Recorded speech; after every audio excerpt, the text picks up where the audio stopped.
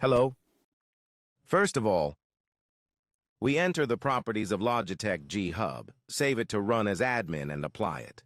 This is a very important step for the program to work. Then we download the Notepad+ program. You can download it by typing Notepad+ in Google, and we install the program. The Notepad+ program is important. We will edit the macros through this file. Then the macro file you purchased will come to you as WinRAR. Since this is the Modern Warfare 3 macro, I will show you today's example through it. You can extract the file you purchased from WinRAR in this way and open Thiefy. Then you go to the script section and copy the macro file, Lua. Before copying this file, you change its name and make it word Lua. This is a very important step in the word Lua process. The type of the file should appear as Lua. Sometimes you can make a mistake here. I give an example. I did as a name test. As you can see, the format of the file was fail. This is wrong here world. The file format will be .lua. Then you say right button edit with Notepad. Here you can see that our file is opening via Notepad. Here you can see the weapon names in the Warzone game, or if you bought another macro Apex Legends, you will see the weapon names in the list here. You need to assign buttons to the weapons in this list with your mouse in a game. You need to assign a button. You can also see the button numbers here. When you scroll to the bottom of this How to Install Logitech G HUB page, the numbers of the buttons on the mouse are written. It also appears on the mice. C, G, 7G, 8G, 5G, 4.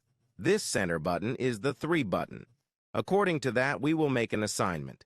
Since my mouse is G203, my center button and side buttons are center button 3 and side buttons 4 and 5.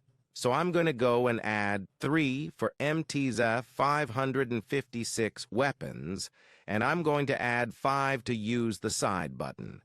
To use, and then I'll save it after adding it like this. After saving this file, I copy the file. Then I go into my computer C and paste it here. And the file will appear here like this. Since I've pasted it here like this, I'm going to close and save and exit and assign the button numbers that I assigned to MTZ 556 and Holger 556.